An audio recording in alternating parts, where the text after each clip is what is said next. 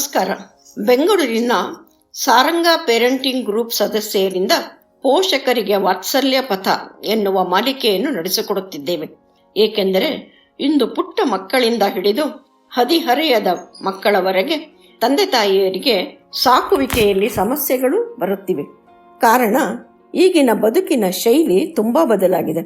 ವಿಜ್ಞಾನ ನಮಗೆ ಸಕಲ ಸುಲಭಗಳನ್ನು ಒದಗಿಸಿ ನಾವು ಸುಖದ ಬೆನ್ನ ಹಿಂದೆ ಬಿದ್ದಿದ್ದೇವೆ. ನಮ್ಮ ಈ ನಡವಳಿಕೆಯಿಂದ ಮುಗ್ಧ ಮಕ್ಕಳ ಮನಸ್ಸು ಗೊಂದಲದ ಗೂಡಾಗುತ್ತಿದೆ. ಈ ಕಾರಣದಿಂದ ಮಕ್ಕಳ ನಡವಳಿಕೆಗಳು ವಿಚಿತ್ರವಾಗುತ್ತಿವೆ. ಅವರು ಬಾಲ್ಯದ ಮುಗ್ಧತೆಯನ್ನು ಬಹಳ ಬೇಗ ಕಳೆದುಕೊಳ್ಳುತ್ತಿದ್ದಾರೆ. ಎಲೆಕ್ಟ್ರಾನಿಕ್ ಗೆಜೆಟ್ಗಳ ದಾಸರಾಗುತ್ತಿದ್ದಾರೆ. ವಿದ್ಯೆ ಪಡೆಯುವಿಕೆಯಲ್ಲಿಯೂ ಕಷ್ಟಪಡದೆ ಸುಖದ ದಾರಿ ಹುಡುಕುತ್ತಿದ್ದಾರೆ. ಸಮಸ್ಯೆಗಳನ್ನು ಸೃಷ್ಟಿಸಿಕೊಳ್ಳುತ್ತಿದ್ದಾರೆ. ಇದರಿಂದ ಅವರನ್ನು ಪಾರು ಮಾಡಬೇಕಾದರೆ ತಂದೆ ತಾಯಿಯರು ವೈಜ್ಞಾನಿಕ ತಿಳುವಳಿಕೆಯನ್ನು ಪಡೆದು ಮಕ್ಕಳನ್ನು ಸಾಕುವುದೇ ಉತ್ತಮವಾದ ದಾರಿ. ಅದು ಹೇಗೆ ಎಂದು ವಿವಿಧ ಪರಿಣಿತರು ಈ ಮಾಲಿಕೆಯಲ್ಲಿ ತಿಳಿಸಿಕೊಡುತ್ತಾರೆ. ಕೇಳಿ, ಅರಿವನ್ನು ಹೆಚ್ಚಿಸಿಕೊಳ್ಳಿ. ನಮಸ್ಕಾರ. ಆತ್ಮೀಯ ಪೋಷಕರೇ ನಮಸ್ಕಾರ. ನನ್ನ ಹೆಸರು ಉಷಾ. ನಾನು ಸಾರಂಗ ಪೇರೆಂಟಿಂಗ್ ಗ್ರೂಪ್ನ ಒಬ್ಬಳು ಸದಸ್ಯಳಾಗಿದ್ದೇನೆ. ಇವತ್ತು ನಿಮ್ಮೊಂದಿಗೆ ಮಗುವಿನ ಬೆಳವಣಿಗೆಯ ಕುರಿತು ಕೆಲ ವಿಚಾರಗಳನ್ನು ಹಂಚಿಕೊಳ್ಳಲು ಬಂದಿದ್ದೇನೆ. ಮಗುವಿನ ಬೆಳವಣಿಗೆ ಅಂದ ತಕ್ಷಣ ನಮ್ಮ ಮನಸ್ಸಿಗೆ ಬರುವಂಥ ವಿಚಾರಗಳನ್ನು ಸ್ವಲ್ಪ ನೆನಪಿಸಿಕೊಳ್ಳಿ. ಈ ಪ್ರಶ್ನೆಯನ್ನು ನಾನು ನನ್ನ ತರಬೇತಿಯಲ್ಲಿ ಕೇಳಿದಾಗ ನನಗೆ ಬಹುತೇಕ ಸಿಗುವಂಥ ಉತ್ತರ ಮಗುವಿನ ಹೈಟ್, ಮಗುವಿನ ವೇಟ್ ಅಂತ ಹೇಳ್ತಾರೆ. ಮಗು ಎತ್ತರದಲ್ಲಿ ಬೆಳೆದರೆ, ತೂಕದಲ್ಲಿ ಬೆಳೆದರೆ ಇದು ಬೆಳವಣಿಗೆ. ಇನ್ನು ಸ್ವಲ್ಪ ಆಳವಾಗಿ ಯೋಚನೆ ಮಾಡಿ ನೋಡಿದಾಗ ಮಗು ಕಲಿಯೋದು, ಮಗು ಮಾತನಾಡುವುದು, ಮಗು ಬಿಹೇವಿಯರ್, ಈ ವಿಚಾರಗಳೆಲ್ಲ ಹೊರಬರುತ್ತೆ. ಸೊ ಬೆಳವಣಿಗೆ ಅಂತ ನಾವು ಏನನ್ನು ಕರಿಬೋದು? ಮಗು ದೈಹಿಕವಾಗಿ ಬೆಳೆದಾಗ, ಮಗು ಹಲವಾರು ವಿಚಾರಗಳನ್ನು ಕಲಿತಾಗ, ಅದೇ ರೀತಿ ಭಾಷೆಯನ್ನು ಕಲಿತು ಅದನ್ನು ಬಳಸಿದಾಗ, ಮತ್ತು ಸಾಮಾಜಿಕವಾಗಿ ಭಾವನಾತ್ಮಕವಾಗಿ ಆ ಮಗು ಯಾವ ರೀತಿ ಬೆಳೆಯುತ್ತೋ ಅದನ್ನು ನಾವು ಬೆಳವಣಿಗೆ ಅಂತ ಕರಿತೀವಿ. ಸೊ ಮಗು ಬೆಳವಣಿಗೆ ಅಂತ ಹೇಳಿದರೆ ನಾವು ದೈಹಿಕ, ಮಾನಸಿಕ, ಬುದ್ಧಿಯಲ್ಲಿ, ಭಾವನಾತ್ಮಕವಾಗಿ, ಭಾಷೆಯಲ್ಲಿ ಬೆಳೆದರೆ ಇದನ್ನು ಬೆಳವಣಿಗೆ ಅಂತ ಕರಿತೀವಿ. ಇವುಗಳನ್ನೆಲ್ಲವೂ ನಾವು ಬೆಳವಣಿಗೆಯ ಕ್ಷೇತ್ರಗಳು ಅಂತ ಕರಿತೀವಿ. ಯಾವುದು ಬೆಳವಣಿಗೆಯ ಕ್ಷೇತ್ರಗಳು ಅಂತ ನೋಡಿದಾಗ ದೈಹಿಕ, ಬುದ್ಧಿ, ಭಾಷೆ, ಭಾವನಾತ್ಮಕ ಮತ್ತು ಸಾಮಾಜಿಕ ಬೆಳವಣಿಗೆಗಳು, ಇವುಗಳು ಬೆಳವಣಿಗೆಯ ಕ್ಷೇತ್ರಗಳು ಅಂತ ಹೇಳಬಹುದು. ಸೊ ದೈಹಿಕವಾಗಿ ಮಗು ಬೆಳೆಯುತ್ತೆ ಅಂತ ಹೇಳಿದರೆ ಅದಕ್ಕೇನು ಬೇಕಾಗುತ್ತೆ? ನಮ್ಮೆಲ್ರಿಗೂ ಗೊತ್ತಿದ್ದಂಗೆ ಪೌಷ್ಟಿಕವಾದ ಆಹಾರ ಕೊಟ್ಟರೆ ಮಗು ದೈಹಿಕವಾಗಿ ಬೆಳೆಯುತ್ತೆ. ಅದೇ ರೀತಿ ಬೇರೆ ಬೇರೆ ಕ್ಷೇತ್ರಗಳಲ್ಲಿ ಮಗು ಬೆಳಿಬೇಕು ಅಂತ ಹೇಳಿದರೆ ಏನು ಅವಶ್ಯಕತೆ ಇದೆ? ಸ್ವಲ್ಪ ಯೋಚನೆ ಮಾಡಿ ಪೋಷಕರೇ. ಸೊ ನೀವು ಗೆಸ್ ಮಾಡಿದಂಗೆ ಬುದ್ಧಿ ಬೆಳವಣಿಗೆ ಎಲ್ಲದಕ್ಕೂ ಒಂದು ಮುಖ್ಯವಾದ ಅಂಶ ಆಗಿರುತ್ತೆ. ಬುದ್ಧಿ ಬೆಳವಣಿಗೆ ಎಲ್ಲಿಂದ ಬರುತ್ತೆ? ಮತ್ತೆ ಬುದ್ಧಿ ಬೆಳವಣಿಗೆ ಅಂದರೆ ಮೆದುಳು. ಸೊ ಮೆದುಳೇ ಎಲ್ಲ ಬೆಳವಣಿಗೆಗೆ ಒಂದು ಕೇಂದ್ರೀಕೃತವಾದಂತಹ ಒಂದು ಅಂಗ. ಮೆದುಳು ಚೆನ್ನಾಗಿ ಬೆಳೆದರೆ ಭಾಷೆ ಚೆನ್ನಾಗಿ ಬರುತ್ತೆ, ಬುದ್ಧಿ ಬೆಳವಣಿಗೆ ಚೆನ್ನಾಗಾಗತ್ತೆ. ಅದೇ ರೀತಿ ಯಾವ ರೀತಿ ಸಾಮಾಜಿಕವಾಗಿ, ಭಾವನಾತ್ಮಕವಾಗಿ ತನ್ನನ್ನು ತಾನು ತೊಡಸ್ಕೋಬಹುದು ಅಂತ ಮಗುವಿಗೆ ಗೊತ್ತಾಗುತ್ತೆ. ಸೊ ಹಾಗಾದರೆ ಈ ಮೆದುಳಿನ ಬೆಳವಣಿಗೆ ಹೇಗಾಗುತ್ತೆ ಅಂತ ಇವತ್ತು ಸ್ವಲ್ಪ ನಾವು ತಿಳ್ಕೊಳ್ಳೋಣ. ಮೆದುಳು ಯಾವಾಗ ಬೆಳೆಯೋಕ್ಕೆ ಶುರುವಾಗುತ್ತೆ, ಯಾವಾಗ ಆರಂಭವಾಗುತ್ತೆ ಅಂತ ನಾನು ಕೇಳಿದ್ರೆ ಬಹುತೇಕ ಪೋಷಕರು ಹೇಳೋದು ಮಗು ಹುಟ್ಟಿದ ತಕ್ಷಣ ಬುದ್ಧಿ ಬೆಳವಣಿಗೆ ಆರಂಭ ಆಗುತ್ತೆ ಅಂತ ಹೇಳ್ತಾರೆ. ಆದರೆ ಈ ಮೆದುಳು ಭಾಳಷ್ಟು ಹಿಂದೆ ಭ್ರೂಣದಲ್ಲೇ ಇದರ ಆರಂಭ ಆಗಿರುತ್ತೆ. ಗರ್ಭಧಾರಣೆಯ ಮೊದಲನೇ ದಿನದಿಂದಲೇ ಮೆದುಳಿನ ಬೆಳವಣಿಗೆ ಆರಂಭ ಆಗುತ್ತೆ. ಮಗು ಹುಟ್ಟಿದಾಗ ಅದು ಒಂದು ಪೂರ್ಣ ಅಂಗವಾಗಿ ಬೆಳೆದಿರುತ್ತೆ. ಸೊ ಹುಟ್ಟಿದ ನಂತರ ಏನಾಗುತ್ತೆ ಅಂತ ಸ್ವಲ್ಪ ತಿಳ್ಕೊಳ್ಳೋಣ. ಈಗ ನಾನು ಕೇಳಿದ್ರೆ ಎಲ್ಲಿವರೆಗೂ ಮೆದುಳಿನ ಬೆಳವಣಿಗೆ ಆಗುತ್ತೆ ಅಂತ ಪ್ರಶ್ನೆ ಕೇಳಿದಾಗ ಬಹುತೇಕ ಎಲ್ಲರೂ ಹೇಳುವ ಸಮಾಧಾನ ಏನೆಂದರೆ ಸಾಯೋವರೆಗೂ ನಾವು ಮೆದುಳು ಬೆಳೀತಾನೆ ಇರುತ್ತೆ, ನಿರಂತರ ಬೆಳೀತಾ ಇರುತ್ತೆ ಅಂತ ಹೇಳ್ತಾರೆ. ಆದರೆ ಇಲ್ಲಿ ಇವತ್ತು ಸ್ವಲ್ಪ ಸತ್ಯವನ್ನು ತಿಳ್ಕೊಳ್ಳೋಣ. ಮಗು ಹುಟ್ಟುವಾಗಲೇ ಮಗುವಿನ ಮೆದುಳು, ಈಗ ಅಡಲ್ಟ್ ಬ್ರೈನ್ ಅಂತ ನಾವು ನೋಡಿದ್ರೆ, ಪೂರ್ಣ ಬೆಳೆದಿರುವಂಥ ಒಂದು ಅಡಲ್ಟ್ ಬ್ರೈನ್, ದೊಡ್ಡವರ ಒಂದು ಬ್ರೈನ್ಗೆ ಕಂಪೇರ್ ಮಾಡಿದ್ರೆ 25% ಆಲ್ರೆಡಿ ಬೆಳೆದಿರುತ್ತೆ, ರೆಡಿ ಇದೆ, ಆ ಥರ ಹುಟ್ಟಿರುತ್ತೆ ಮಗು. ಆಮೇಲೆ ಬೆಳೀತಾ ಬೆಳೀತಾ 1 ವರ್ಷಕ್ಕೆ ಸತತ 70% ಅಷ್ಟು ಮೆದುಳು ಬೆಳೆದಿರುತ್ತೆ. ಆಮೇಲೆ 3 ವರ್ಷಕ್ಕೆಲ್ಲ ಮಗುವಿನ ಒಂದು ಮೆದುಳೇನಿದೆ ಅಡಲ್ಟ್ ಬ್ರೈನ್ಗೆ ಕಂಪೇರ್ ಮಾಡಿದ್ರೆ 85% ಬೆಳೆದಿರುತ್ತೆ. ಹಾಗೆ ಹೋಗ್ತಾ ಹೋಗ್ತಾ 6 ವರ್ಷಕ್ಕೆಲ್ಲ ಮಗುವಿನ ಮೆದುಳು 95% ಪೂರ್ಣವಾಗಿ ಬೆಳೆದಿರುತ್ತೆ. ಆಮೇಲೆ 5% ಏನಿದೆ ಅದು ಮಾತ್ರ ಅಡಲ್ಟ್ವರೆಗೂ ಬೆಳೆಯುತ್ತೆ. ಇದನ್ನು ದಯವಿಟ್ಟು ಗಮನಿಸಿ ಪೋಷಕರೇ. ಮಗುವಿನ ಪೂರ್ಣ ಬ್ರೈನ್ 95% ಅಷ್ಟು 6 ವರ್ಷದ ಒಳಗೆ ಎಲ್ಲವೂ ಬೆಳೆಯುತ್ತೆ. ಸೊ ಇದು ಬೆಳೆಯೋದು, ಬ್ರೈನ್ ಬೆಳೆಯೋದು ಅಂದರೆ ಏನು ಅಂತ ಸ್ವಲ್ಪ ಇವತ್ತು ಅರ್ಥ ಮಾಡ್ಕೊಳ್ಳಿ, ಸೈಂಟಿಫಿಕ್ ಆಗಿ ಅರ್ಥ ಮಾಡ್ಕೊಳ್ಳಿ. ಸೊ ಮೆದುಳು ಬೆಳೆಯೋದು ಅಂದರೆ ಅದರಲ್ಲಿ 3 ಹಂತಗಳಿರ್ತವೆ. ಮೊದಲನೇದು ಪ್ರಚೋದನೆ, ಸ್ಟಿಮ್ಯುಲೇಷನ್. ಎರಡನೇದು ಅರ್ಥೈಸುವಿಕೆ, ಅಂಡರ್ಸ್ಟ್ಯಾಂಡಿಂಗ್. ಮೂರನೇದು ರೆಸ್ಪಾಂಡಿಂಗ್, ಮತ್ತು ಪ್ರತಿಕ್ರಿಯಿಸುವುದು. ಹಾಗಂದರೆ ಮೊದಲನೇದು ಪ್ರಚೋದನೆವಾಗುತ್ತೆ. ಪ್ರಚೋದನೆಗಳನ್ನು, ಸ್ಟಿಮ್ಯುಲಸನ್ನು ತೆಗೆದುಕೊಳ್ಳೋದು ಹೇಗಾಗುತ್ತೆ? ಇದು ಮಗು ಹುಟ್ಟಿದ ತಕ್ಷಣ ತನ್ನ ಪರಿಸರದೊಂದಿಗೆ ಇಂಟರ್ಯಾಕ್ಟ್ ಮಾಡ್ತಾ ಬರುತ್ತೆ. ಸೊ ಯಾವ ರೀತಿ ಇಂಟ್ರಾಕ್ಟ್ ಮಾಡುತ್ತೆ ಅಂದರೆ, ಮಗುವಿನ ಪಂಚೇಂದ್ರಿಯಗಳ ಮೂಲಕ ನಮಗೆ ಸ್ಟಿಮ್ಯುಲೇಷನ್ ಯಾವ ರೀತಿ ನಮ್ಮ ಬ್ರೈನ್ಗೆ ತಲುಪುತ್ತೆ ಅಂದರೆ 5 ಪಂಚೇಂದ್ರಿಯಗಳ ಮೂಲಕ: ನೋಟ, ಕೇಳುವುದು, ಸ್ಪರ್ಶ ಮಾಡುವುದು, ವಾಸನೆ ಮತ್ತು ರುಚಿ. ಈ ರೀತಿ ಪಂಚೇಂದ್ರಿಯಗಳ ಮೂಲಕ ಸ್ಟಿಮ್ಯುಲೇಷನ್ ಏನಿದೆ, ಈ ಪರಿಸರದಿಂದ ಪ್ರಚೋದನೆ ನಮ್ಮ ಬ್ರೈನ್ಗೆ ತಲುಪುತ್ತೆ, ನಮ್ಮ ಮೆದುಳಿಗೆ ತಲುಪುತ್ತೆ. ಈಗ ನಾವು ಪರಿಸರ ಅಂತ ಹೇಳಿದ್ರೆ ಏನು? ಮಗುವಿನ ಪರಿಸರ, ಮಗು ನಿವಾಸಿಸುವ ಸ್ಥಳ, ಮಗು ನಿವಾಸಿಸುವ ಸುತ್ತಮುತ್ತಲಿರುವಂಥ ವಸ್ತುಗಳು ಮಾತ್ರ ಅಲ್ಲ, ಮಗು ಸುತ್ತಮುತ್ತಲಿರುವಂಥ ಜನ, ಆ ಜನ ಪ್ರವರ್ತಿಸುವ ವಿಧಾನ, ಅವರು ಮಾತನಾಡುವ ಮಾತುಗಳು, ಅವರು ಯಾವ ರೀತಿ ಪ್ರವರ್ತನೆ ಮಾಡ್ತಾರೆ, ಇವೆಲ್ಲವೂ ಮಗುವಿನ ಪರಿಸರವಾಗುತ್ತವೆ. ಸೊ ಈ ಪರಿಸರದಿಂದ ಮಗು ಹುಟ್ಟಿದ ತಕ್ಷಣ ಹಲವಾರು ಸ್ಟಿಮ್ಯುಲಸ್ ಅಂದರೆ ಮಗು ನೋಡುವುದು, ಕೇಳುವುದು, ಸ್ಪರ್ಶ ಮಾಡುವುದು, ಟೇಸ್ಟ್ ಮಾಡುವುದು, ವಾಸನೆ ಇತ್ಯಾದಿ ಇತ್ಯಾದಿ ಎಲ್ಲ ವಿಚಾರಗಳು ಸ್ಟಿಮ್ಯುಲಸ್ ರೂಪದಲ್ಲಿ ಮಗುವಿನ ಮೆದುಳಿಗೆ ಹೋಗ್ತವೆ.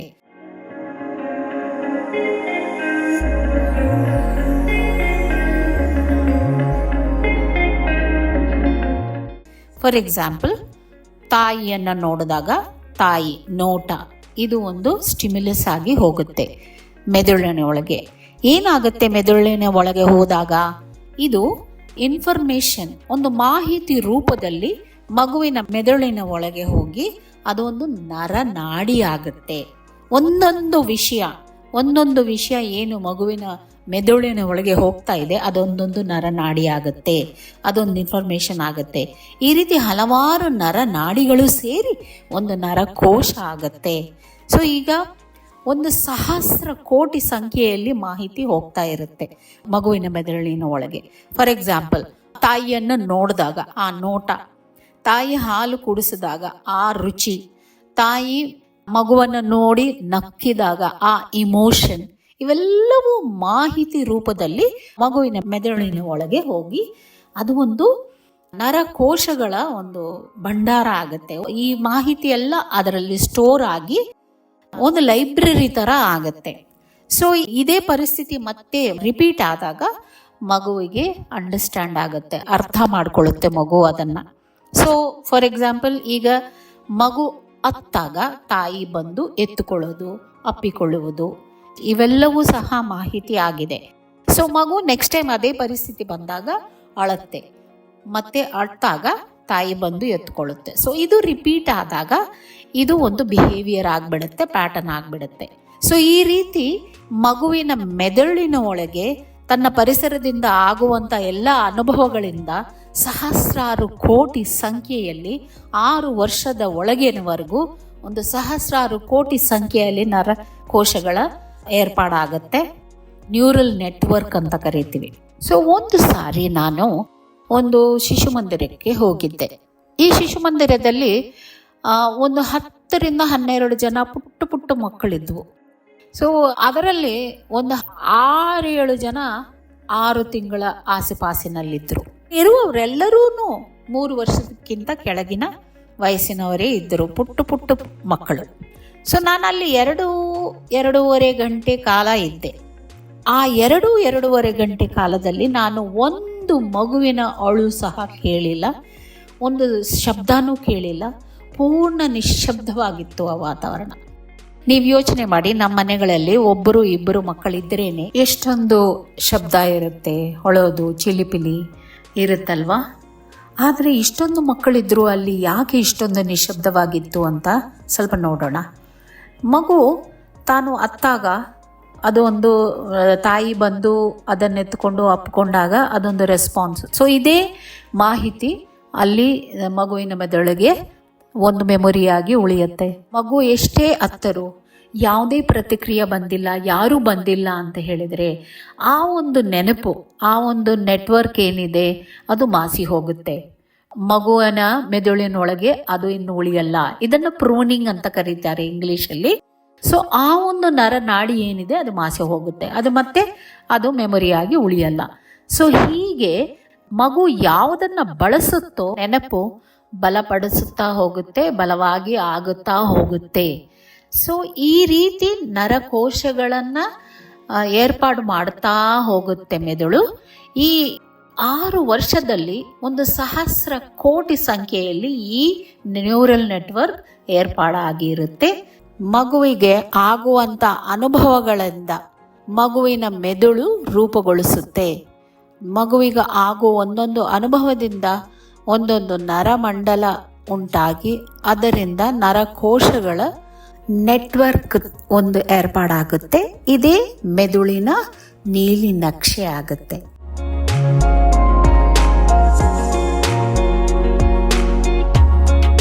ಸೊ ಈಗ ಅದರ ಮುಂದೆ ಏನಾಗುತ್ತೆ ಅಂತ ಸ್ವಲ್ಪ ನೋಡೋಣ. ಮಗು ಆಗುವಂಥ ಒಂದು ಎಕ್ಸ್ಪೀರಿಯನ್ಸಸ್, ಅನುಭವಗಳೇನಿದೆ ನೋಡೋದಾದರೆ, ಮಗು ಬೆಳೀತಾ ತಾನು ಸ್ವಲ್ಪ ಚಲನವಲನೆ ಏನು ಅಂಗಾಂಗಗಳು ಬಳಸುತ್ತೆ, ಆದ್ದರಿಂದ ಮಗುವಿನ ಅಂಗಾಂಗಗಳು ಬೆಳೆಯುತ್ತೆ. ಅದೇ ರೀತಿ ಒಂದು ಸ್ಪರ್ಶೆ, ಮೂಮೆಂಟ್ ಇದು ಆಗ್ತಾ ಒಂದೊಂದು ಅನುಭವ ಆಗ್ತಾ ಅದೇ ರೀತಿ ನರಮಂಡಲ, ನರಕೋಶಗಳ ಏರ್ಪಾಡಾಗುತ್ತೆ. ಎಷ್ಟು ಬಲವಾಗಿ ಅದು ಏರ್ಪಾಡಾಗುತ್ತೋ ಅದೇ ರೀತಿ ಆಚೆ ಮಗುವಿನ ಬೆಳವಣಿಗೆ ಕಾಣುತ್ತೆ. ನಮಗೆ ಮಗುವಿನ ಬೆಳವಣಿಗೆ ಆಗತ್ತೆ. ಒಂದು ಉದಾಹರಣೆ ಹೇಳಬೇಕು ಅಂತ ಹೇಳಿದ್ರೆ, ಮಗು ಬೆಳೀತಾ ತನ್ನ ಆಸುಪಾಸಿನಲ್ಲಿರುವಂಥ ಒಂದು ಏನು ವಸ್ತುಗಳಿದೆ ಅದನ್ನು ಮುಟ್ಟೋದು, ಅದನ್ನು ಎಸೆಯೋದು, ಈ ರೀತಿ ಹಲವಾರು ಚಟುವಟಿಕೆಗಳನ್ನು ಮಾಡ್ತಾ ಬರುತ್ತೆ. ಒಂದು ಮಗು ಒಂದು ಬಾಲನ್ನು ತೆಗೆದು ಅದನ್ನು ಎಕ್ಸ್ಪ್ಲೋರ್ ಮಾಡುತ್ತೆ, ಅದನ್ನು ನೋಡುತ್ತೆ, ಅದನ್ನು ಸ್ಪರ್ಶಿಸುತ್ತೆ, ಅದನ್ನು ಗಮನಿಸುತ್ತೆ. ಇವೆಲ್ಲವೂ ಮಗುವಿನ ಮೆದುಳಿನ ಒಳಗೆ ರೆಕಾರ್ಡ್ ಆದಂಗೆ ಆಗ್ತಾ ಇರುತ್ತೆ. ಸೊ ಅದೇ ರೀತಿ ಆ ಬಾಲನ್ನು ಎಸೆದಾಗ, ಓಕೆ ನಾನು ಈ ಥರ ಮಾಡಿದ್ರೆ ಬಾಲ್ ಮುಂದೆ ಹೋಗುತ್ತೆ, ಎಸಿಬಹುದು ಅನ್ನೋ ಈ ರೀತಿ ಮಗು ಆಗುವಂಥ ಒಂದೊಂದು ಅನುಭವಗಳಿಂದ ಮಗುವಿನ ಮೆದುಳಿನ ಒಳಗೆ ಮಾಹಿತಿಗಳ ಒಂದು ಲೈಬ್ರರಿನೇ ಉಂಟಾಗುತ್ತೆ. ಈ ಲೈಬ್ರರಿನೇ ಅವರಿಗೆ ಮೆಮೊರಿ ಆಗತ್ತೆ. ಮೆಮೊರಿಯಿಂದ ಮಗು ಮತ್ತಷ್ಟು ಅನುಭವಗಳನ್ನು ಪಡೀತಾ ಮತ್ತಷ್ಟು ಚಟುವಟಿಕೆಗಳನ್ನು ಮಾಡ್ತಾ ಹೋಗುತ್ತೆ. ಈ ಲೈಬ್ರರಿ ಎಷ್ಟು ಬಲವಾದರೆ ಮಗುವಿನ ಬುದ್ಧಿ ಅಷ್ಟು ಬಲವಾಗುತ್ತೆ. ಅದೇ ರೀತಿ ಮಗುವಿನ ಮೆದುಳಿನ ಒಳಗೆ ಒಂದೊಂದು ಕ್ಷೇತ್ರಕ್ಕೂ ಒಂದೊಂದು ಲೈಬ್ರರಿ ಥರ ಉಂಟಾಗತ್ತೆ. ದೈಹಿಕ ಬೆಳವಣಿಗೆಗೆ ಸಂಬಂಧಪಟ್ಟಂಥ ಮಾಹಿತಿ ಎಲ್ಲ ಒಂದು ಕ್ಷೇತ್ರ. ಅದೇ ರೀತಿ ಬುದ್ಧಿ ಬೆಳವಣಿಗೆಗೆ ಎಲ್ಲವೂ ಕಾರಣವಾಗುತ್ತೆ. ಮತ್ತು ಲ್ಯಾಂಗ್ವೇಜ್, ಭಾಷೆ ಇವೆಲ್ಲವೂ ಸಹ ಒಂದೊಂದು ಕ್ಷೇತ್ರವಾಗಿ ಮಗುವಿನ ಮೆದುಳಿನ ಒಳಗೆ ಬೆಳವಣಿಗೆ ಆಗತ್ತೆ. ಸೊ ಈ ಬೆಳವಣಿಗೆ ಕ್ಷೇತ್ರಗಳು ಯಾವ್ಯಾವು ಅಂತ ನೋಡೋದಾದ್ರೆ, ಚಲನವಲನಕ್ಕೆ ಸಂಬಂಧಪಟ್ಟಂತೆ ದೈಹಿಕ ಬೆಳವಣಿಗೆ ಅಂತ ಹೇಳಿದ್ರೆ ನಮ್ಮ ಅಂಗಾಂಗಗಳ ಬೆಳವಣಿಗೆ ಮತ್ತು ಅದರ ಬಳಕೆ. ಅದೇ ರೀತಿ ಬುದ್ಧಿ ಬೆಳವಣಿಗೆ, ನಮ್ಮ ಪರಿಸರವನ್ನು ಅರ್ಥ ಮಾಡಿಕೊಳ್ಳುವುದು, ಪರಿಸರದಿಂದ ಇಂಟ್ರ್ಯಾಕ್ಟ್ ಮಾಡುವುದು, ಇದೆಲ್ಲ ಬುದ್ಧಿ ಬೆಳವಣಿಗೆ. ಮತ್ತು ಕಲಿಕೆಯಿಂದ ಬಿಹೇವಿಯರ್, ಇವೆಲ್ಲವೂ ಸಹ ಬುದ್ಧಿ ಬೆಳವಣಿಗೆ ಉಂಟಾಗುತ್ತೆ.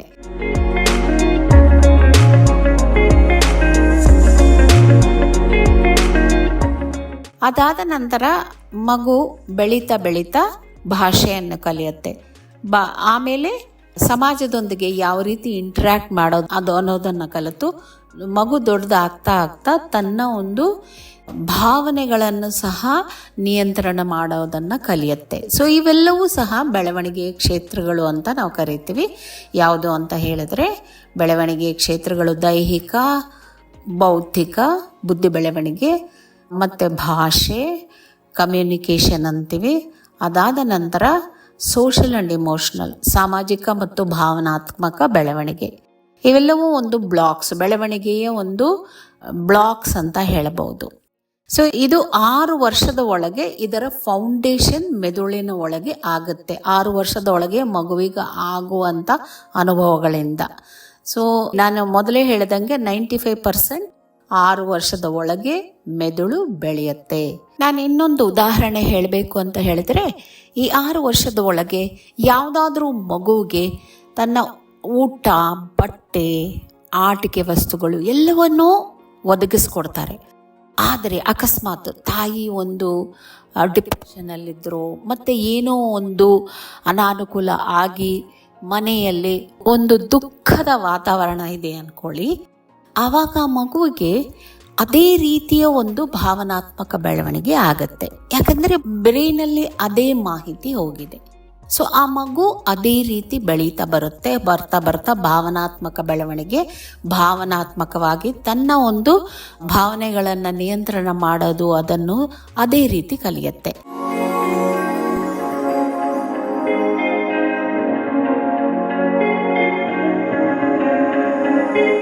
ಇನ್ನೊಂದು ಉದಾಹರಣೆ ಹೇಳಬೇಕು ಅಂತ ಹೇಳಿದರೆ, ನಮ್ಮ ಒಂದು ಕ್ಷೇತ್ರದಲ್ಲಿ ಶ್ರವಣದೋಷವುಳ್ಳ ಮಕ್ಕಳಿದ್ದಾರೆ.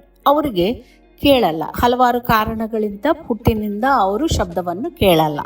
ಈಗ ಶಬ್ದವನ್ನು ಕೇಳದೇ ಇದ್ದರೆ ಆ ಶಬ್ದಕ್ಕೆ ಸಂಬಂಧಪಟ್ಟಿದ್ದು ಮಾಹಿತಿ ಅವರ ಮೆದುಳಿನಲ್ಲಿ ಹೋಗದೇ ಇರೋದರಿಂದ ಆ ಕ್ಷೇತ್ರ ಬೆಳವಣಿಗೆ ಆಗಲ್ಲ.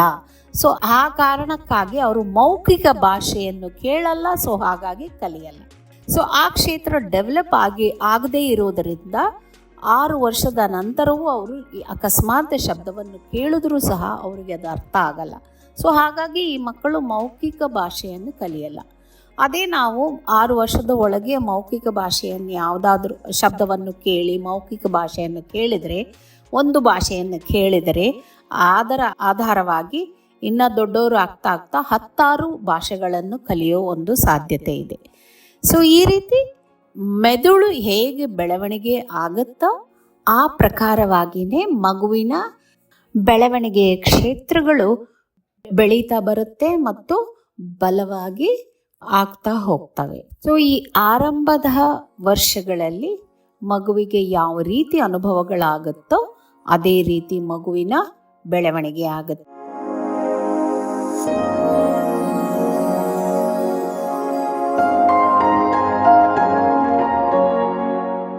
ಇನ್ನೊಂದು ಎಕ್ಸಾಂಪಲ್ ಹೇಳಬೇಕು ಅಂತ ಹೇಳಿದರೆ, ಯಾವ ಮಗುವಿಗೆ ಭಾಳಷ್ಟು ಆಟವಾಡಲು ಮತ್ತು ಎಕ್ಸ್ಪ್ಲೋರ್ ಮಾಡಲು, ತನ್ನ ಪರಿಸರದೊಂದಿಗೆ ಎಕ್ಸ್ಪ್ಲೋರ್ ಮಾಡಲು ಒಂದು ಚಾನ್ಸ್ ಸಿಕ್ಕಿದೆ ಅಂತ ಹೇಳಿದರೆ ಆ ಮಗುವಿಗೆ ದೈಹಿಕ ಬೆಳವಣಿಗೆ ಚೆನ್ನಾಗಾಗುತ್ತೆ. ಅದೇ ರೀತಿ ತನ್ನ ತುಂಬ ಆಟಿಕೆ ವಸ್ತುಗಳನ್ನು ಕೊಟ್ಟು ಮಗುವಿಗೆ ತುಂಬ ಒಂದು ಎಕ್ಸ್ಪೀರಿಯನ್ಸ್ ಮಾಡಲಿಕ್ಕೆ ಚಾನ್ಸ್ ಸಿಕ್ತು ಅಂತ ಹೇಳಿದರೆ ಆ ಮಗುವಿನ ಬುದ್ಧಿ ಬೆಳವಣಿಗೆಯೂ ಸಹ ಚೆನ್ನಾಗಿ ಆಗುತ್ತೆ. ತಮಗಾಗೋ ಈ ಅನುಭವಗಳಿಂದ ಮಗುವಿನ ಬುದ್ಧಿ ಬೆಳವಣಿಗೆ ಬೆಳೀತಾ ಬರುತ್ತೆ ಮತ್ತು ಅದೇ ರೀತಿ ದೈಹಿಕ ಬೆಳವಣಿಗೆ ಆಗುತ್ತೆ. ಪೌಷ್ಟಿಕ ಆಹಾರ ಕೊಡೋದರಿಂದನೂ ಸಹ ದೈಹಿಕ ಬೆಳವಣಿಗೆ ಆಗುತ್ತೆ. ಮತ್ತು ಭಾಷೆ ಹೇಗೆ ಆಗುತ್ತೆ ಅಂತ ಹೇಳಿದರೆ, ಮಗು ಶಬ್ದವನ್ನು ಕೇಳ್ತಾ ಅದನ್ನು ಇಮಿಟೇಟ್ ಮಾಡಲು ಟ್ರೈ ಮಾಡುತ್ತೆ. ಸೊ ಭಾಷೆ ಮತ್ತು ಸೋಷಿಯಲ್ ಇಂಟ್ರ್ಯಾಕ್ಷನ್ ಮತ್ತು ಭಾವನಾತ್ಮಕ ಬೆಳವಣಿಗೆ ಇವು ಹೇಗೆ ಬೆಳೆಯುತ್ತೆ ಅಂತ ನೋಡೋದಾದರೆ, ಬಹುತೇಕ ಮಗು ಇಮಿಟೇಷನಿಂದ ಈ ಕ್ಷೇತ್ರ ಬೆಳೆಯುತ್ತೆ.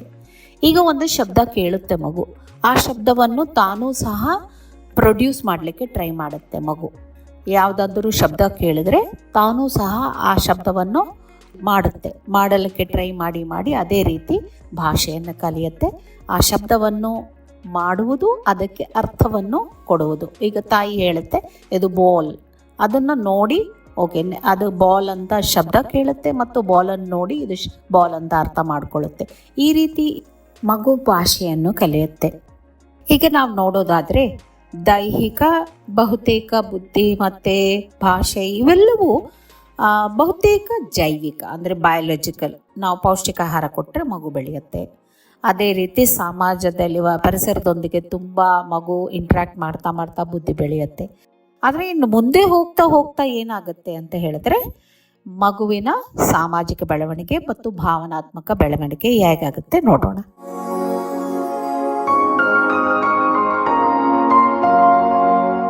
ಮೊದಲು 5 ವರ್ಷ ಮಗುವಿನ ಬೆಳವಣಿಗೆ ಭಾಳ ವೇಗವಾಗಿ ನಡೆಯುತ್ತೆ, ತುಂಬ ಫಾಸ್ಟ್ ಆಗಿರುತ್ತೆ ಈ ಟೈಮಲ್ಲಿ ಬೆಳವಣಿಗೆ. ಈ ಟೈಮಲ್ಲಿ ಮಗು ಮನೆಯೊಳಗೆ ಪೋಷಕರು ಮತ್ತು ಅವರ ನಡವಳಿಕೆ ನೋಡಿ ಮತ್ತು ಅವರೊಂದಿಗೆ ಯಾವ ರೀತಿ ಇಂಟರ್ಯಾಕ್ಟ್ ಮಾಡುತ್ತೋ ಮತ್ತು ಪರಿಸರದೊಂದಿಗೆ ಇರುವ ಸಂವಹನ ಮತ್ತು ಸಂಪರ್ಕಗಳನ್ನು ಆಧರಿಸಿ ಮಗುವಿನ ಈ ಟೈಮಲ್ಲಿ ಇರುವಂತಹ ಒಂದು ವ್ಯಕ್ತಿತ್ವ ರೂಪಿಸುತ್ತೆ. ಅದೇ ರೀತಿ ಮಗು 3 ವರ್ಷ 4 ವರ್ಷ ಆದಾಗ ಮಗು ಆಚೆ ಹೋಗುತ್ತಲ್ಲ, ಆಚೆ ಹೋಗಿ ಆಟ ಆಡುವಾಗ ಬೆರೆಯುತ್ತೆ, ಬೇರೆಯವರೊಂದಿಗೆ ಬೆರೆಯುವಂಥದ್ದು ಇವೆಲ್ಲ ಮಾಡ್ತಾ ಮಗುವಿಗೆ ಬೇರೆ ಬೇರೆ ರೀತಿಯ ಬಿಹೇವಿಯರ್ಗೆ ಸಂಬಂಧಪಟ್ಟಂಥ ಒಂದು ಇಮೋಷ್ನಲ್ ಸಹಾನುಭೂತಿ, ಸಂವಹನೆ, ಸ್ವಯಂ ನಿಯಂತ್ರಣ ಇವೆಲ್ಲವೂ ಸಹ ಅವರಿಗೆ ರೂಪಿಸುತ್ತಾ ಬರುತ್ತೆ. ಸೊ ಇವೆಲ್ಲ ನೀವು ನೋಡ್ತಾ ಬಂದಾಗ ಸಮಾಜದಲ್ಲಿ ಹೇಗೆ ಬೆಳೆಯುವುದು ಇದನ್ನೆಲ್ಲ ನೋಡ್ತಾ ಬಂದಾಗ ಇವೇ ಅಲ್ಲವೇ ಪರ್ಸನಾಲಿಟಿ ಅಂತ ಹೇಳಿದ್ರೆ, ಇವೇ ವ್ಯಕ್ತಿತ್ವ ಅಲ್ವೇ? ಸೊ ಯಾವ ರೀತಿ ವ್ಯಕ್ತಿತ್ವ ಆಗ್ತಾ ಇರೋದು ಈ 5 ವರ್ಷದಲ್ಲಿ ಮಗು ಆಚೆ ಬಂದು ಯಾವ ರೀತಿ ಪರಿಸರದೊಂದಿಗೆ. ಸೊ ಇನ್ನೊಂದು ಸೈಕಾಲಜಿಯಲ್ಲಿ ಹೇಳ್ತಾರೆ, ಒಂದು 2 ವರ್ಷದ ತನಕ ಮಗು ನಂಬಿಕೆ ಮತ್ತು ತನ್ನ ಬಾಂಡ್ ರಿಲೇಷನ್ಶಿಪ್ಸ್ ತಂದೆ ತಾಯಿಯೊಂದಿಗೆ ಟ್ರಸ್ಟನ್ನು ಬೆಳೆಸ್ಕೊಳ್ಳುತ್ತೆ. ಅದಾದ ನಂತರ 2 ರಿಂದ 6 ವರ್ಷದವರೆಗೆ ನೋಡುತ್ತಾರೆ ಭಾಷೆ ಮತ್ತು ಕಲ್ಪನೆ ಮತ್ತು ಸ್ವತಂತ್ರವಾಗಿ ಕೆಲಸಗಳನ್ನು ಮಾಡೋದು ಇವೆಲ್ಲ ಕಲಿಯುತ್ತೆ. ಆದರೆ 6 ರಿಂದ 12 ವರ್ಷದಲ್ಲಿ ಈಗ ಆರಂಭದಲ್ಲಿ ಆಗಿರುವಂತಹ ಎಕ್ಸ್ಪೀರಿಯನ್ಸಸ್ ಮತ್ತು ಏನು ಆಗಿದೆಯೋ ಬುದ್ಧಿ ಬೆಳವಣಿಗೆ ಕ್ಷೇತ್ರಗಳು ಯಾವ ರೀತಿ ಆಗಿದೆಯೋ ಅದರ ಆಧಾರದ ಮೇಲೆ ಮಗು ಸಾಮಾಜಿಕ ಕೌಶಲ್ಯಗಳು, ತನ್ನ ಆತ್ಮಗೌರವ, ನೈತಿಕ ಅರಿವು, ತನ್ನ ಸ್ವಜ್ಞಾನ ಈ ರೀತಿ ಈ ಕೌಶಲ್ಯಗಳನ್ನೆಲ್ಲ ಬೆಳೆಸ್ಕೊಳ್ತಾ ಬರುತ್ತೆ. ಅದಾದ ನಂತರ ಮಗು ತನ್ನ ನಾಯಕತ್ವದ ಒಂದು ಮೌಲ್ಯಗಳು, ನಾಯಕತ್ವದ ಒಂದು ಕೌಶಲ್ಯ ಇವೆಲ್ಲವೂ 12 ವರ್ಷ ಆದಮೇಲೆ ಕಲಿತಾ ಬರುತ್ತೆ. ಈಗ 12 ನಾವು 6 ಸಾಮಾಜಿಕ ಕೌಶಲ್ಯ, ಆತ್ಮಗೌರವ ಇವೆಲ್ಲ ಬಲಪಡಿಸಿದ್ರೆ ಮಗುವಿನ ರೆಸಿಲಿಯನ್ಸ್ ಏನಿದೆ, ಮಗುವಿನ ಬಿಹೇವಿಯರ್ ಏನಿದೆ ಅದು ಚೆನ್ನಾಗಿ ಪಾಸಿಟಿವ್ ಆಗಿ ರೂಪಿಸುತ್ತಾ ಬರುತ್ತೆ. ಈಗ ನಾನು ಮತ್ತೊಮ್ಮೆ ಹೇಳೋದಾದರೆ ಈ ಪ್ರಕ್ರಿಯೆ ಏನಿದೆ ಮೆದುಳು ಮತ್ತು ಬೆಳವಣಿಗೆ ಕ್ಷೇತ್ರಗಳು ಮತ್ತು ಆದ್ದರಿಂದ ಮಗುವಿನ ವ್ಯಕ್ತಿತ್ವದ ರೂಪಣೆ ಇವೆಲ್ಲವನ್ನು ನೋಡಿದಾಗ ನಾನು ಇದನ್ನು ಕಂಪ್ಯೂಟರ್ಗೆ ಕಂಪೇರ್ ಮಾಡ್ಬೋದು. ಈ ಹೇಗೆ ಅಂತ ಹೇಳಿದರೆ ನಮ್ಮ ಮೆದುಳು ಏನಿದೆ ಇದು ಕಂಪ್ಯೂಟರ್ನ ಹಾರ್ಡ್ವೇರ್ ಇದ್ದಂಗೆ. ಈಗ ಕಂಪ್ಯೂಟರ್ ಯಾವ ಒಂದು ಮೆಟೀರಿಯಲಿಂದ ತಯಾರಾಗಿದೆಯೋ ಅದನ್ನು ಹಾರ್ಡ್ವೇರ್ ಅಂತೀವಿ ನಾವು. ಆ ಹಾರ್ಡ್ವೇರ್ ಎಷ್ಟು ನಾವು ಚೆನ್ನಾಗಿ ಹಾಕಿದ್ರೆ ಅದರ ಸಾಫ್ಟ್ವೇರ್, ನಾವು ಅದರ ಒಳಗೆ ಸಾಫ್ಟ್ವೇರ್ ಅಷ್ಟು ಚೆನ್ನಾಗಿ ಹಾಕ್ಬೋದು. ಸಾಫ್ಟ್ವೇರ್ ಅಂತ ಹೇಳಿದ್ರೆ ಅದರಲ್ಲಿರೋಂಥ ಪ್ರೋಗ್ರಾಮು, ಅದರಲ್ಲಿ ಒಳಗೆ ನಾವು ಏನೆಲ್ಲ ಆ್ಯಪ್ಸು ಇವೆಲ್ಲ ಹಾಕ್ಬೋದು. ಸಾಫ್ಟ್ವೇರ್ ಅಂತ ನಾವು ಅದನ್ನು ಬೆಳವಣಿಗೆ ಕ್ಷೇತ್ರಗಳನ್ನು ಸಾಫ್ಟ್ವೇರ್ ಅಂತ ಕರಿಬೋದು. ಅದರಿಂದ ಆಗುವಂಥ ನಾವು ಮಾಡ್ಕೋಬಹುದಾದಂಥ ಕೆಲಸಗಳನ್ನು ಅದು ಆ ಕಂಪ್ಯೂಟರ್ ನಮಗೆ ಕೊಡೋತ್ತಲ್ಲ, ಈ ಔಟ್ಪುಟ್ ಏನಿದೆ ಅದನ್ನು ನಾವು ವ್ಯಕ್ತಿತ್ವ ಅಂತ ಕರಿಬೋದು, ಮಗುವನೇ ವ್ಯಕ್ತಿತ್ವ.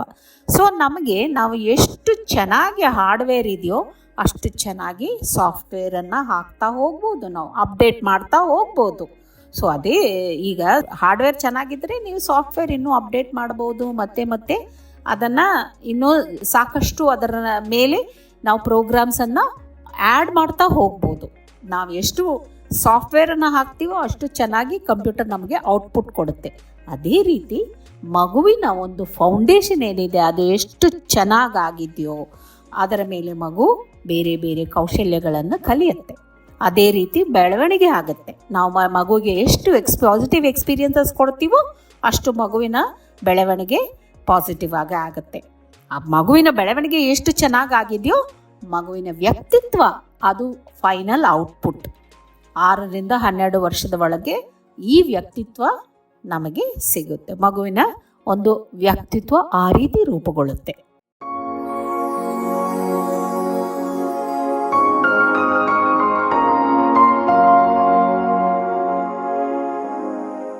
ಸೊ ನಿಮಗಿದು ಭಾಳಷ್ಟು ಅರ್ಥ ಆಗಿದೆ ಅಂದ್ಕೊಂಡಿದ್ದೀನಿ. ಸೊ ನಾವು ವ್ಯಕ್ತಿತ್ವ ಅಂದರೆ ಒಂದು ಸ್ಥಿರವಾಗಿದ್ದಲ್ಲ, ಇದು ಲೈಫ್ ಲಾಂಗ್ ಪ್ರಾಸೆಸ್. ಹಾಗಂದರೆ ಇದು ಇಡೀ ಜೀವನ ವ್ಯಕ್ತಿತ್ವ ರೂಪಿಸ್ಕೊಳ್ತಾ ಇರುತ್ತೆ ಮತ್ತು ಅದು ಮಾರ್ಪಾಡಾಗ್ತಾ ಹೋಗುತ್ತೆ. ಈ ವಿಷಯದಲ್ಲಿ ಎಸ್ಪೆಷಲಿ 6ರಿಂದ 12 ವರ್ಷದ ಒಳಗೆ ಏನಿದೆ ಈ ವ್ಯಕ್ತಿತ್ವ ರೂಪುಗೊಳ್ತಾ ಇದೆ. ಯಾಕಂದರೆ ಈ ಟೈಮಲ್ಲಿ ಮಕ್ಕಳು ಕೌಶಲ್ಯಗಳನ್ನು ಕಲಿತಾರೆ. ಇದೇ ಟೈಮಲ್ಲಿ ಅವರ ಆತ್ಮಗೌರವ ಸ್ಥಿರವಾಗುತ್ತೆ. ಇದೇ ಟೈಮಲ್ಲಿ ಅವರ ನೈತಿಕತೆ ಮತ್ತು ಈ ಪ್ರಪಂಚದಲ್ಲಿ ಮಾರಲ್ ವ್ಯಾಲ್ಯೂಸ್ ಅಂತ ಹೇಳ್ತೀವಿ, ಇವನ್ನೆಲ್ಲ ಕಲಿತಾ ಬರ್ತಾರೆ. ಇವೇ ಮಗುವಲ್ಲಿ ಸ್ಥಿರವಾಗಿ ಈ ಟೈಮಲ್ಲಿ ಆಗುತ್ತೆ. ಸೊ ಈ ಟೈಮಲ್ಲಿ ಪೋಷಕರಾಗಿ ಮತ್ತು ಟೀಚರ್ಸ್ ಆಗಿ ನಮ್ಮ ಒಂದು ರೆಸ್ಪಾನ್ಸಿಬಿಲಿಟಿ ಭಾಳಷ್ಟಿದೆ. ಸೊ ವ್ಯಕ್ತಿತ್ವ ಸ್ಥಿರವಾಗಿದ್ದಲ್ಲ. ಈಗ ಖಂಡಿತ ಇದರ ಮೂಲ ಬಂದ್ಬಿಟ್ಟು ಬ್ರೈನ್ ಡೆವಲಪ್ಮೆಂಟು ಮತ್ತು ಆ ಮಗುವಿಗೆ ಆಗಿರುವಂಥ ಫೌಂಡೇಶನಲ್ ಏನಿದೆ ಬೆಳವಣಿಗೆ ಕ್ಷೇತ್ರಗಳು ಇದು ಆಗಿದೆ ಖಂಡಿತ. ಆದರೆ ಅದಾದ ನಂತರ ಆಗುವಂಥ ಮಾರ್ಪಾಡುಗಳಲ್ಲಿ ನಿಮ್ಮೆಲ್ಲರ ಒಂದು ಕರ್ತವ್ಯ ಭಾಳಷ್ಟಿದೆ. ಈಗ ಮಗುವಿನ ಅರ್ಥ ಮಾಡ್ಕೊಳ್ಳೋದ್ರಲ್ಲಿ ನಮಗೆ ಭಾಳಷ್ಟು ಒಂದು ರೆಸ್ಪಾನ್ಸಿಬಿಲಿಟಿ ಇದೆ. ನಮಗೆ ಕರ್ತವ್ಯ ಅದು. ನಮ್ಮ ಕರ್ತವ್ಯ ಏನು, ಒಂದು ಮಗುಗೆ ಏನಾದರೂ ಬಿಹೇವಿಯರ್ ತೊಂದರೆ ಇದೆ ಅಂತ ಹೇಳಿದರೆ ಏನು ತೊಂದರೆ ಅಂತ ಆ ತೊಂದರೆಯನ್ನು ಮಾತ್ರ ನೋಡದಿರ ಟೀಚರ್ಸ್, ಎಸ್ಪೆಷಲಿ ಟೀಚರ್ಸ್ ದಯವಿಟ್ಟು ಮಗುವಿನ ಅರ್ಥ ಮಾಡ್ಕೊಳ್ಳೋ ಒಂದು ಅವಶ್ಯಕತೆ ಭಾಳಷ್ಟಿದೆ. ಆ ಮಗು ಇವತ್ತಿನ ಒಂದು ಕಾರಣಕ್ಕೆ ಆ ಥರ ಬಿಹೇವ್ ಮಾಡಲಿಕ್ಕೆ ಸಾಧ್ಯ ಇಲ್ಲದಾಗಿರ್ಬೋದು.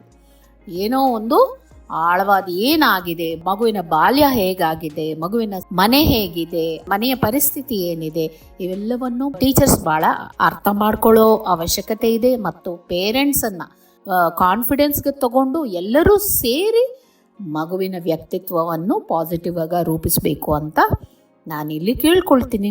ಇದು ಹೇಗಾಗುತ್ತೆ ಅಂತ ಹೇಳಿದ್ರೆ, ಯಾವುದಾದ್ರೂ ಒಂದು ಮಗುಗೆ ಬಿಹೇವಿಯರ್ ತೊಂದರೆ ನಮಗೆ ಕಾಣ್ತಾ ಇದೆ ಅಂತ ಹೇಳಿದರೆ ಆ ಬಿಹೇವಿಯರನ್ನು ಮಾತ್ರ ನಾವು ಸರಿಪಡಿಸೋದು ಹೇಗೆ ಅಂತ ಹೇಳಿದ್ರೆ, ಈಗ ಹಲ್ಲು ನೋವು ಬರುತ್ತೆ, ಹಲ್ಲು ನೋವಿಗೆ ನಾವು ಬರೀ ಪೇನ್ ಕಿಲ್ಲರನ್ನು ತಗೊಂಡು ಆ ನೋವಿನ ಮಾತ್ರ ಕಡಿಮೆ ಆಗುತ್ತೆ.